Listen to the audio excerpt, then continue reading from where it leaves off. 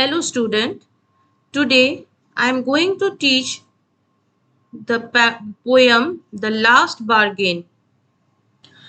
Before explaining this poem, I want to give you a short description about this poem. So, in this poem, it describes a man who is in search of work. On his way, he encountered different types of people who wanted to hire him. In the morning, he met with a king who wanted to hire him with his power. Then, in the afternoon, he met with an older man who had a bag of gold and wanted to hire him with his money.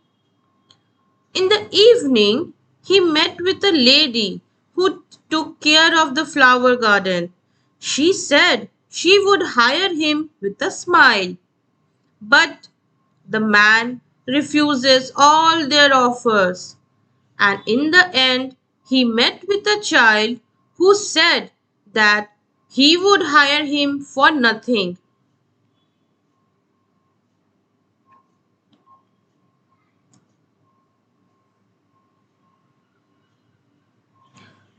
The man agreed to him, as, in his opinion, freedom is more valuable than power, money, or beauty.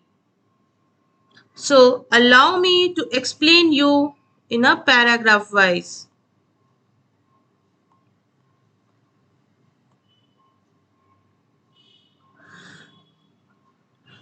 Come and hire me, I cried, while in the morning I was walking on the stone paved road. Sword in hand, the king came in his chariot. He held my hand and said, I will hire you with my power. But his power counted for naught, and he went away in his chariot. So, student, in the first stanza, the poet describes a man who is looking for work. The man, he cried and asked to be hired while he was walking in the morning on the road filled with stones. Then a king came on a chariot who had a sword in his hand. He offered him power in return for his service. The man felt that the king was not worth much, so he refused the king's order. Now, coming to the second stanza. In the heat of the midday, the houses stood with shut doors. I wandered along the crooked lane. An old man came out with his bag of gold. He pondered and said, I will hire you with my money. He weighed his coins one by one, but I turned away.